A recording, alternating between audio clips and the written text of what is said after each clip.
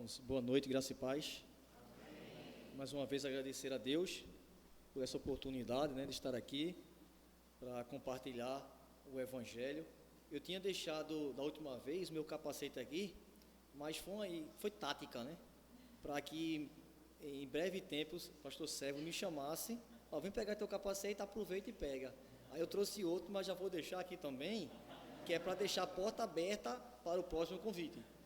São técnicas dos pregadores. Que Deus abençoe. Estou muito feliz, de estar aqui. Me sinto bem confortável mesmo com a recepção dos irmãos. E queria convidá-los a abrir a palavra do Senhor no livro de Tiago, capítulo 4.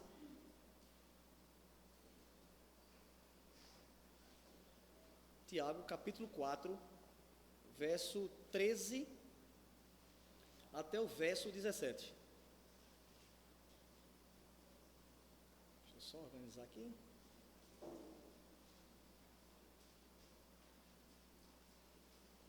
Pronto. Tiago, capítulo 4, verso 13 até o verso 17. Que diz assim: Tiago 4, 13.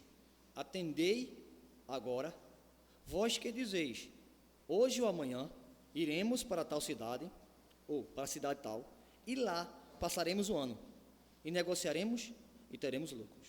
Vós não sabeis o que sucederá amanhã, que é a vossa vida. Sois apenas como neblina, que aparece por instante e logo se dissipa. Em vez disso, deveríeis dizer, se o Senhor quiser, não só viveremos, como também faremos isto ou aquilo. Agora, entretanto, vós jactais das vossas arrogantes pretensões. Toda jactância semelhante a esta é maligna. Portanto, aquele que sabe que deve fazer o bem e não faz, nisso está pecando. Vamos orar mais uma vez? Senhor, queremos te pedir mais uma vez a tua graça, porque somos carentes, necessitados do teu auxílio, Senhor, do teu socorro, que o Senhor desvende nossos olhos nesta noite, para contemplarmos a beleza da tua lei. Nos ajuda, Senhor. E pela pregação da tua palavra, pelo teu Espírito, o máximo que eu posso fazer é só chegar aos ouvidos, mas tua palavra com o teu Espírito Santo chega em nossos corações. É assim que eu te peço, que nesta noite teu nome seja glorificado, o teu povo seja edificado e pessoas creiam, se arrependam dos pecados que tenham cometido, Senhor. Começar por mim e a todos nós, porque a tua palavra nos diz que somos pecadores e que precisamos constantemente orar, confiante no teu perdão. É assim que eu te peço em Cristo Jesus. Amém. Amada igreja, há certos tipos de pecados, que alguns autores falam, que eles tomaram novas roupagens, novos rumos. Por exemplo, hoje, eu estava falando isso com o pastor Sérgio, hoje há uma enxurrada de pessoas envolvidas com pornografia. Pornografia hoje se tornou muito fácil você ter acesso. Basta um clique, basta um WhatsApp, basta Facebook, basta um Instagram, basta você entrar no Google, ficou muito fácil. Então, esses tipos de pecados se tornaram mais presentes em nossa vida. Outro tipo de pecado, que esse que eu quero tratar aqui, é devido ao alto desenvolvimento que nós estamos passando, Os estudiosos da tecnologia falam que o que a gente avançou em 50 anos, nunca aconteceu isso dos 50 anos para cá, na história do Ocidente, em termos de desenvolvimento de tecnologia, Eu sou da época ainda que, assim, era Orkut, era internet de escada, que era uma luta aquilo, para você falar. Para baixar um vídeo, a gente deixava lá, e daqui a 3, 4 dias ainda estava lá querendo baixar. Então, houve um desenvolvimento teológico. Veja, essas coisas não são erradas em si, mas isso poderá nos levar a trilhar em caminhos pecaminosos. Exemplo, hoje, qualquer pessoa que queira abrir uma empresa, você tem muitos, como é que eu posso dizer, aparatos para você se adequar se aquele seu projeto vai dar certo ou não. Eu lembro que um amigo estava tentando abrir uma empresa, e depois ele abriu, não quis dar sequência, e a gente fez curso no Sebrae. depois fez outro primeiro curso, segundo curso, aí mandaram entrar nos sites para a gente ver se aquele tipo de produto que a gente estava querendo oferecer, se tinha pessoas que queriam comprar, se ia atender qual classe, qual demanda. Então, há muitas hoje informações para que você não erre. E isso poderá nos levar a cair nesse pecado que Tiago está colocando aqui. Ou seja, o excesso de informações, o excesso de coisas que nos faz ter sucesso na vida, isso poderá cair nesse pecado. Então, Tiago vai, a partir desse versículo 13, ele vai começar, aliás, a partir do verso 13, já é a segunda aplicação. Tiago vai tratar 5 aplicações, bem práticas, no livro dele. A primeira é quando ele fala da maledicência, né, que está contida no verso 11 até o verso 12, e aqui é a segunda aplicação de 5. As 3 ele irá tratar depois, que Tiago vai mostrar aqui no seu livro. Bom, então, nesta noite, eu quero pregar ou anunciar o Evangelho de Jesus Cristo com o seguinte tema: parem de contar vantagem sobre o futuro e sejam submissos ao plano ou aos planos de Deus. Então, o primeiro ponto é: os leitores de Tiago estavam fazendo planos sem levar Deus em conta. Veja que o pecado aqui não é você fazer projetos. Lembra lá que Jesus disse: qual é a pessoa que vai construir uma casinha e não se certifica que vai ter dinheiro para começar a construir? Vai dar 10 sacos de cimentos, 2 metros de areia, fez o orçamento, vai dar. Jesus está dizendo assim: sejam organizados. Quem não lembra da arca? Que Deus deu toda a organização de ser assim. Quem não lembra da arca do concerto, né? A arca de Noé, a arca do concerto? Deus disse: é assim, tudo organizadozinho. Quem não lembra do templo? Que Deus fez toda. Então, o que Tiago está discriminando aqui, o que Tiago está repreendendo aqui, não é nós fazermos projetos. A gente faz isso. Você vai fazer um projeto de dissertação, de monografia, está lá, né? De janeiro a fevereiro, pretendo fazer isso. De março a abril, pretendo fazer isso. 2 anos para terminar certinho. Não tem nenhum problema. O problema é quando nós esquecemos de colocar Deus em primeiro lugar. Mas veja que também tem outro tipo de pecado que é muito comum hoje, devido à tecnologia, ao desenvolvimento, que não necessariamente cai aqui, mas é oportuno falar. É o seguinte: é a gente chamar Deus como se fosse assim, para resolver uma lacuna da nossa falta de explicação ou da falta de resolução daquele problema. Por exemplo, às vezes a gente está com uma dor de cabeça, aí toma um comprimido tal, analgésico, aquele bem simplesinho, aí tomamos, não resolve. Toma outro mais forte, toma mais forte. Aí quando tudo, aí, rapaz, pode ser coisa séria, vai o médico, aí foi o médico, aí quando o médico diz: é um problema sério, aí é que Deus entra: Senhor, tem misericórdia de mim, Senhor. A gente chama Deus, assim, eu já fui de tudo, quando na verdade é: Senhor, vou tomar um remédio, mas eu sei que isso aqui é só as mãos da medicina, do desenvolvimento, mas tudo está no teu querer, nos ajuda. Quer ver outra coisa? Talvez você já tenha viajado de avião, eu digo por experiência, esse pecado eu cometi, quando eu fui viajar de avião para o Rio Grande do Sul, quando PG disse assim, PG e pastor Rodrigo, disse: serão 5 horas e meia, direto. Primeira vez que eu tinha viajado de avião. Eu confesso, quando aquele troço subiu, eu comecei a chorar, nervoso. Eu só vim me levantar para ir ao banheiro lá no avião, quando ele estava descendo, já no Rio Grande do Sul. Fiquei travado lá na cadeira, com medo, porque eu disse assim: se esse troço aqui cair, meu filho, não escapa ninguém. Aí eu orei, eu nunca fui tão crente na minha vida. Mas por quê? Porque eu tenho certeza que eu não sou capaz de dominar aquilo. Mas veja, quantas vezes nós oramos quando vamos varrer uma casa? Quantas vezes nós oramos quando vamos lavar um prato? Por quê? Porque nós achamos que nós temos total condições para fazer essas coisas pequenas. Deus só entra nas questões grandes. Nas questões pequenas, para que Deus? Se eu tenho uma habilidade para cantar, para que orar a Deus para que Deus conceda minhas habilidades ou aumente, ou desenvolva? Eu tenho tudo que é suficiente. Eu sou bom em matemática. Para que eu vou orar para fazer a prova de matemática? Não preciso não, eu vou orar para fazer de português. De matemática? Jamais. Eu sou capaz. Veja, foi lido aqui no Salmo 44. Eu achei fantástico isso, né? Como Deus vai guiando as coisas. Eu estava ali: Senhor, muito obrigado por isso. Salmo 44, vocês leram aqui, diz assim, ó, o verso 3: não foi por sua espada que possuíram a terra, nem por seu braço. Veja que eles não estão, o salmista aqui não está dizendo assim, é errado usar a espada, é errado usar o braço. Não, vocês usaram. Na guerra não tem que jogar flor, não. Na guerra é espada mesmo. Na guerra é braço, é tática, é técnica. Mas uma coisa você deve saber: essas coisas nada adianta se o Senhor não quiser dar a vitória. A vitória vem do Senhor. Lembra lá quando Deuteronômio, Deus disse para Israel: olha, tenha cuidado, para quando vocês entrarem na terra, vocês começarem a expandir, crescer e dizer assim: foi a força do meu braço.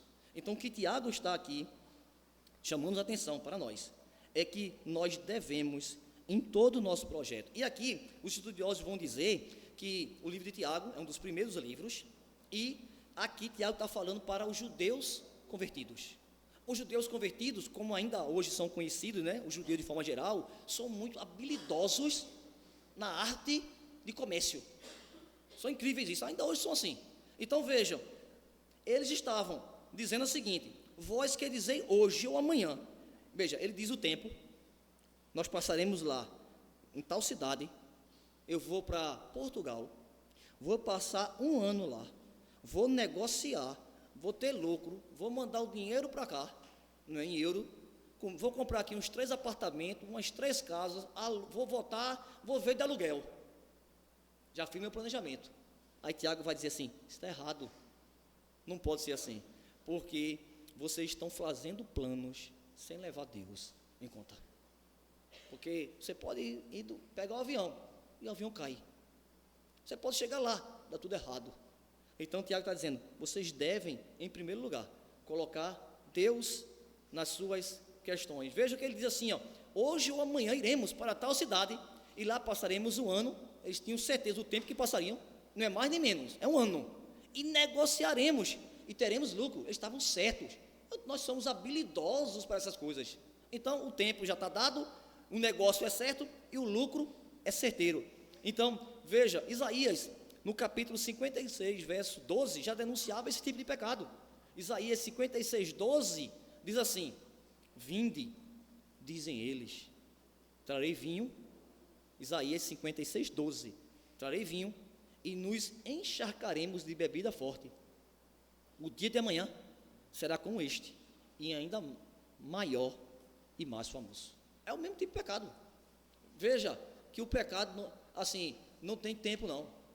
Você não fica, quando você fica mais velho, aí você diz assim: eu estou livre desse pecado. Não, não, ninguém está livre de pecado nenhum. É por isso que Deus nos alimenta toda semana, para que toda semana venhamos nos lembrar que somos dependentes da sua graça. Provérbios também 27, 1, por favor.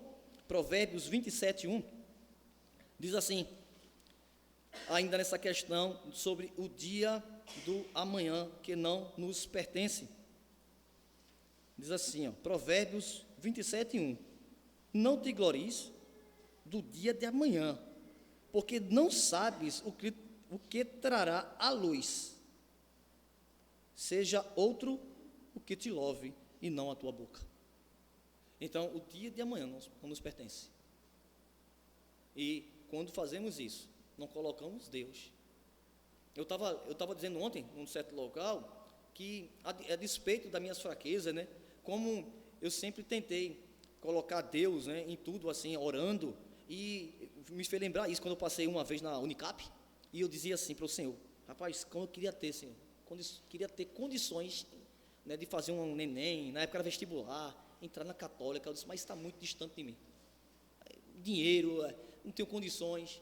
E assim, fiz o Enem arriscando, fiz lá o Enem num ano qualquer, nem lembro mais, e depois de 2 anos, eu entrei no site da Unicap, não sei porquê, Deus me levou para abrir lá o site, e tinha dizendo assim: estamos aceitando o Enem de 2 anos atrás, né? Por favor, quem quiser, mande para ser avaliado.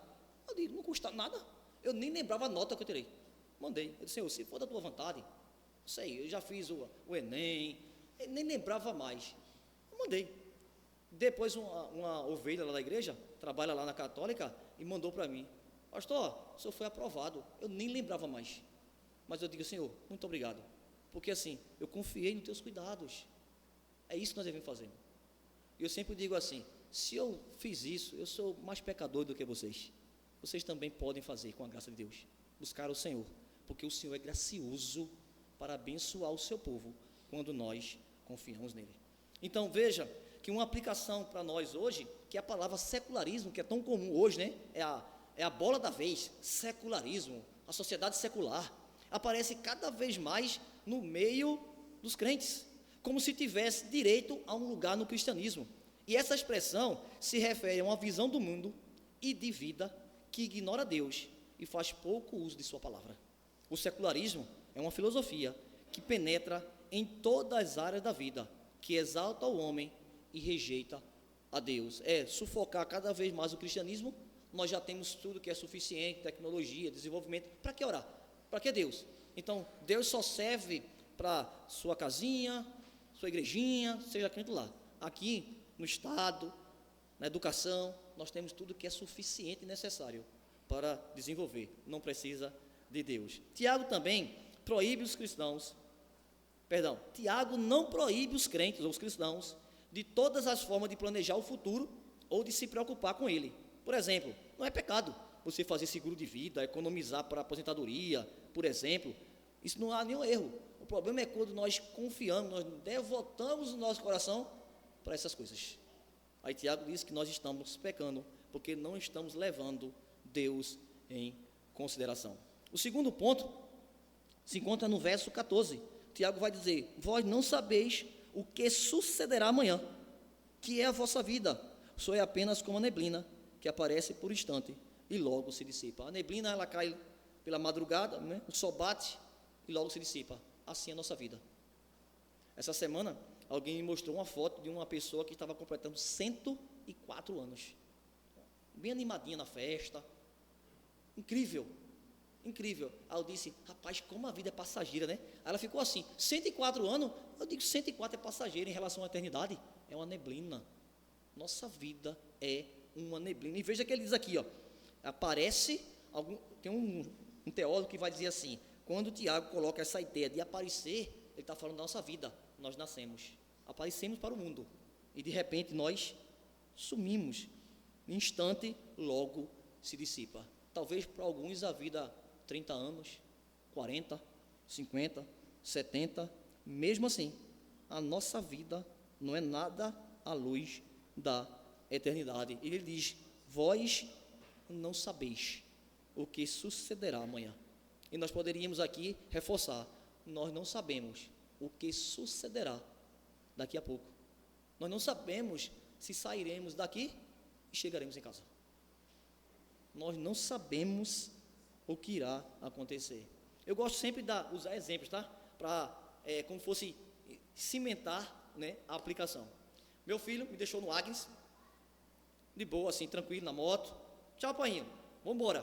Tá bom, daqui a pouco ele liga: painho, eu bati no idoso.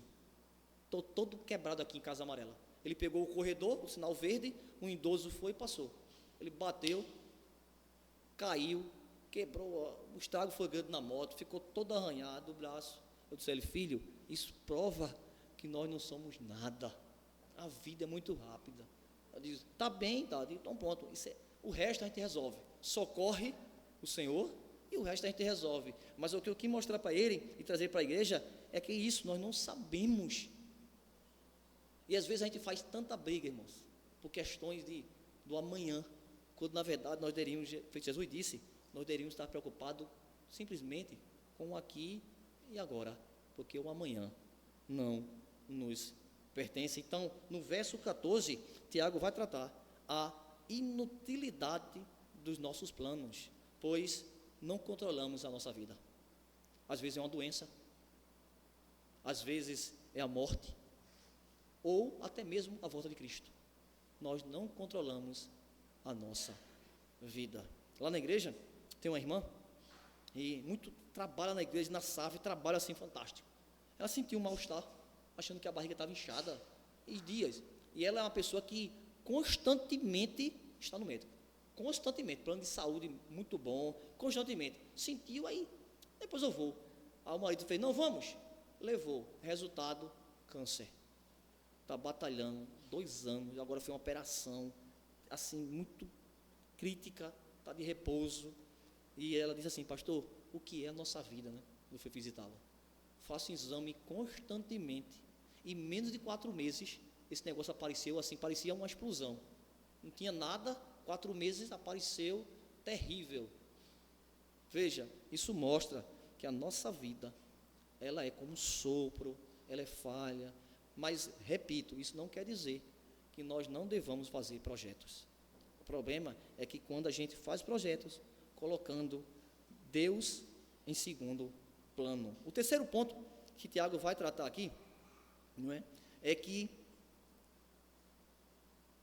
só um minutinho, devemos submeter nossos planos a Deus, para a sua aprovação e bênção. Está no verso 15. Em vez disso, devias dizer, se o Senhor quiser, não só viveremos, como também faremos isto ou aquilo. Veja, o problema não é a declaração, porque isso aqui não é um mantra. Não adianta. Eu conheço ateus que na hora da aflição dizem assim, meu Deus, virou quase que uma exclamação. Às vezes nós mesmos, por vício de linguagem, a gente está aqui no canto e faz, vixe Maria, isso de linguagem, mas quer dizer que eu sou adorador de Maria? Não. Então alguém pode dizer isso simplesmente por dizer. Não é isso que Tiago está tratando aqui, não é um mantra. O que Tiago está dizendo é, no seu coração, você tem que crer nisso. Se Deus quiser, faremos isso ou aquilo. Veja que ele faz aqui, ó, no verso 14 ele começa, pela vida, ele vai dizer assim, vós não sabeis o que sucederá amanhã, e depois vida. No verso 15 ele vai dizer, que não só viveremos, ele troca, e depois também faremos isto ou aquilo. Ele faz uma troca, mas o princípio estabelecido é o mesmo, tanto a vida, como os nossos projetos, eles devem ser colocados aos pés da cruz. Ele deve ser colocado, suponhamos, né, que aqui vocês pretendam fazer um projeto.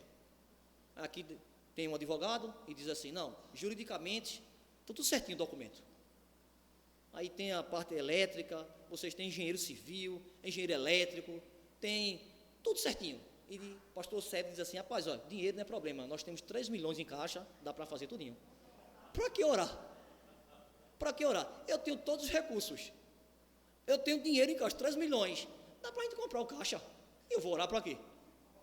O pastor Daniel Carneiro, uma vez em sala, ele disse assim, que conheceu uma pessoa, um diácono muito rico mesmo, e ele dizia assim, rapaz, esse negócio de orar para comprar carro, é para quem é pobre, porque ele tem que orar, porque ele não tem condições.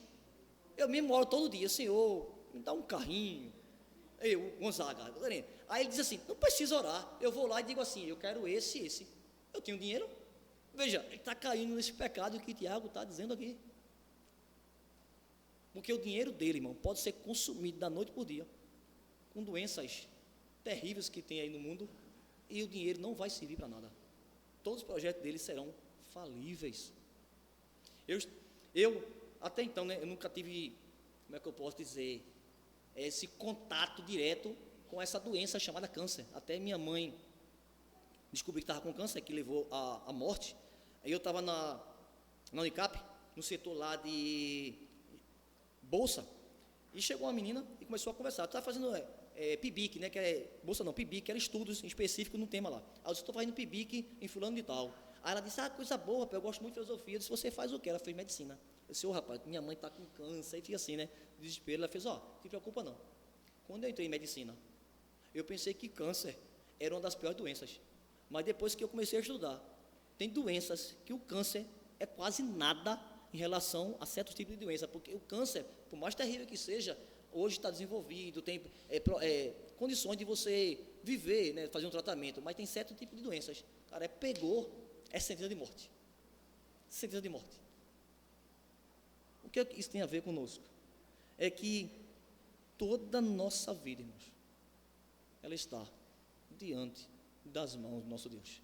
Nós podemos ter o melhor plano de saúde, nós podemos ter uma saúde daquela assim, perfeita, é comer granola, aveia, caminhada. Eu digo isso que eu estou fazendo, né, recomendação, porque meu colesterol estava lá em cima. O doutor até disse, rapaz, disse assim, como é que um cara tão magro feito tu, tem um colesterol bombástico feito isso? Eu digo, é uma coisinha chamada coxinha, pastel, essas coisinhas assim. Aí eu disse, passe remédio, ele remédio nada, caminhada e nutricionista. Aí está uma luta a fazer. Mas veja, tudo isso é bom, lógico, mas se não for as boas mãos de Deus, cuidando da nossa vida, irmãos, nada disso serve. Então Tiago vai dizer aqui, em vez disso, vocês deveriam dizer, se o Senhor quiser, não só viveremos, como também faremos isto ou aquilo. Não é um mantra, é confiar naquilo que Deus tem para nós. Primeiro, porque dele depende se viveremos ou não. Tiago disse, se o Senhor quiser, viveremos. E o segundo é, porque dele também depende as nossas realizações. Tiago diz, se o Senhor quiser, também faremos isto ou aquilo. Veja que essa ideia de se o Senhor quiser, isso é uma prática bíblica. Por favor, abram aí comigo. Atos dos Apóstolos, capítulo 18. Atos dos Apóstolos, capítulo 18, verso 21.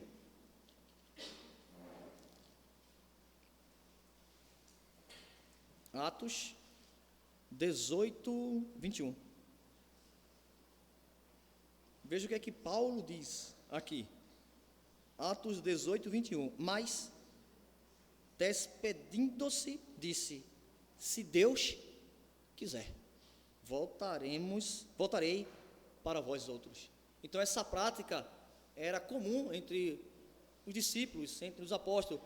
Primeira carta aos Coríntios, só esse texto, primeira carta aos Coríntios, capítulo 4, verso 19. Primeira carta aos Coríntios 4, 19. Diz assim, primeira carta aos Coríntios 4, 19. Mas, em breve, irei visitar-vos, se o Senhor quiser. Veja que isso é uma prática, é um princípio estabelecido na palavra de Deus, porque eles estavam confiando na providência de Deus. Se o Senhor assim o quiser. Então, é isso que Tiago está falando. Veja que aqui tem, nesses textos, tem dois tipos de pecados, né? Um é a arrogância, que Tiago vai tratar aqui no verso 16. Agora, entretanto, vós, já que tais das vossas arrogantes pretensões. Vejam, além de eles não estarem orando a Deus, eles não estavam pedindo a Deus, não estavam confiando em Deus, eles se vangloriavam disso. É como eu falei lá no começo, é como se eu tivesse habilidades para tal coisa e dissesse assim, para que orar? Se eu tenho uma habilidade nisso, eu sempre fui melhor nisso, eu sempre fui bom em filosofia, sempre fui bom em apologética, para que orar? Uma certa vez, uma menina, uma irmã, estava no caminho da apostasia, né, que infelizmente ela caminhou para essa área mesmo, super inteligente, professora de um seminário, e ela disse assim, colocou lá na época no Facebook, ela colocou assim, meus alunos, antes de começar a prova, pediram para que eu orasse, e eu disse a ele, quem estudou, estudou, quem não estudou, vai tirar zero, e não orei. Prova é estudo e não oração. Aí um colega meu entrou e disse assim, interessante, que prova de filosofia você não ora, né? Mas Tomás de Aquino, quando estava filosofando, ele orava. Santo Anselmo, quando estava filosofando, ele orava. Agostinho, quando estava filosofando, estava orando. E muitos textos dele, você é maior do que Tomás de Aquino, você é maior do que Agostinho e do que Santo Anselmo. Arrogância. Não só excluiu Deus, como se gloriava disso. Para que Deus, se eu tenho todos os aparatos? Então, veja que o pecado aqui, ele é mais agravado ainda, porque além de tirar Deus da jogada, eles se gloriavam disso, e não colocar Deus, e eles tinham habilidades, aqui a habilidade de vender, de negociar. E finalmente, no verso 17. Então, antes de chegar no verso 17, vejam, que às vezes a gente cai nesse pecado, ele tem a mesma mãe, esse tipo de pecado, é arrogância para o futuro, confio demais nas minhas habilidades para o futuro, ou aquele outro tipo de pecado que Jesus falou, eu confio de menos em Jesus, digo assim, o que será meu amanhã? O que vai acontecer? eu preciso fazer aquilo, ou seja, aquilo que é comumente chamado de ansiedade, que às vezes a gente não dorme, vai fazer a prova do Enem, não consegue dormir. Irmãos, veja, se você for dormir, se a prova for de 8 horas, será de 8 horas. Se você não dormir, a prova vai ser de 8 horas. Então, o que é que a gente deve fazer? É descansar no Senhor. Eu não posso ter arrogância e dizer assim, eu estudei, estou pronto, vou passar. Mas também eu não posso cair no outro tipo de pecado, quer dizer assim, eu estudei, mas se eu vejo, e agora? O que é que vai ser da minha vida se não passar? A nossa vida é muito maior do que uma nota de Enem, do que uma porta de emprego. Lembre-se que nós somos imagem e semelhança do nosso Deus, e Deus cuida do seu povo. Se Deus cuida de um pardal, se Deus faz plantas, flores, uma plantação florir, imagine se Ele não vai cuidar de mim e de você, que somos imagem e semelhança dele, que Jesus disse que morreu na cruz para salvar o seu povo. Nós temos um dono, nós temos um noivo que cuida da sua igreja, e não é à toa que domingo após domingo a igreja de Cristo está sendo adornada. Toda vez que vocês estão escutando a pregação, e eu também, é como que alguém está colocando um brinco, ajeitando o cabelo, colocando roupa nova para preparar você e eu, a igreja, para se encontrar com seu noivo. Deus cuida de cada um de nós, irmãos. Pode ter certeza disso. Deus cuida de cada um de nós. E, por último, Tiago vai tratar aqui, agora, entretanto, verso 17, portanto, aquele que sabe que deve fazer e não faz, isso aqui é chamado pecado da omissão. Lembre-se que nós pecamos por palavras, nós pecamos por ação e nós pecamos também por omissão. Devemos reconhecer o senhorio de Cristo em todas as áreas da nossa vida. E o trabalho é uma dessas áreas que devemos reconhecer que somos totalmente dependentes de Deus para a realização dos nossos projetos. Não basta ter um projeto bom, não basta ter toda uma equipe técnica, não basta ter dinheiro, isso não resolve. Porque se Deus não quiser, irmãos, que aquilo se aconteça, o projeto é desfeito de tal forma que você diz assim, como é que isso aconteceu? Como é que eu vim parar aqui? Por quê? Porque não estava dentro da vontade do nosso Deus. Se Deus quiser, não é uma fórmula mágica, pois o mais importante não é a verbalização, mas o fato de termos em mente o princípio estabelecido aqui por Tiago. Não podemos fazer nada se não estiver dentro da vontade do nosso Deus. É isso que Tiago está tratando aqui. E esse último ponto, né, que trata da questão do pecado da omissão. Então, no original, o contraste aqui é, no verso 17, entre o saber e o não fazer. O conhecimento do bem, que não é seguir de ação concreta, acaba sendo pecado para a pessoa que sabe. O conhecimento do bem e da verdade faz que as pessoas sejam indesculpáveis diante de Deus, incapazes de alegar ignorância por seus pecados e delitos contra a santa lei de Deus. O pecado apresentado por Tiago aqui no verso 17 é o pecado da omissão. Os negociantes da igreja de Cristo, da dispersão, as quais Tiago escreve, estavam pecando por deixar de fazer aquilo que sabiam fazer, ou seja, dizer, se Deus quiser, após cada pequena ação idealizada em seus planos de expansão. Então, amada igreja, que Deus aplique essas verdades em nossos corações. Não é pecado fazer projetos. Devemos sim planejar, articular, tudo o que for necessário para o bom desenvolvimento de um projeto.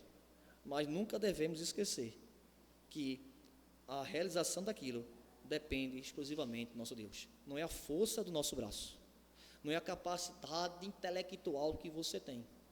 Infelizmente, nós caímos muito nesse pecado. Quando eu tinha Facebook, eu lembro desse fato, né? Faz uns 10 anos que eu não tenho mais, graças a Deus, mas na época, alguém colocou lá assim, glória a Deus, um amigo, passei no mestrado da UFPE, O Senhor é bendito. Foi a vontade do Senhor. Só que eu já sabia que ele tinha tentado 3 vezes. Aquela era a quarta. E nenhuma das 3, ele colocou lá assim: fiz o vestibular, fiz a prova e não passei. Deus seja bendito por isso. A segunda vez, ele não disse. Fiz a segunda vez e fui reprovado. Deus seja louvado por isso. A gente só quer chamar Deus quando a gente foi aprovado. Que é para dizer assim: eu vou dar um lugarzinho para Deus, né? Mas na verdade, Deus só entra ali para uma desculpa, para mostrar a minha espiritualidade. Irmãos, se você passar ou não passar, se seu projeto der certo ou não der certo, Deus está guiando tudo para a glória dele e para o nosso bem.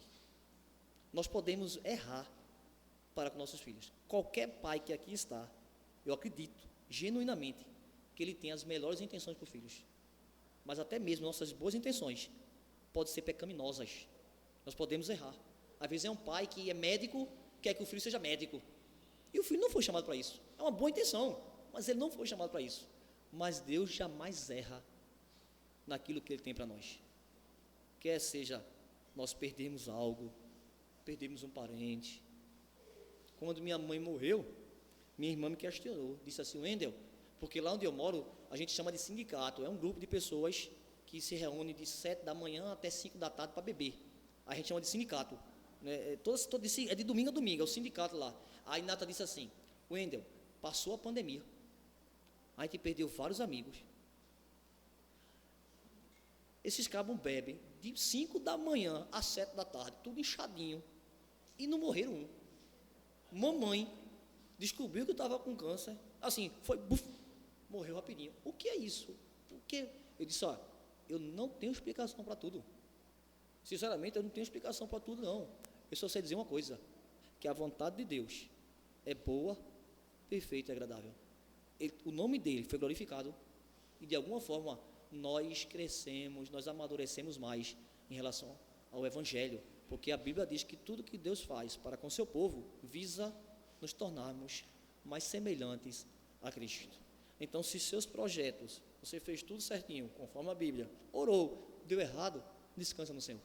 Se deu certo, agradece a Deus. Não foi a sua capacidade, não.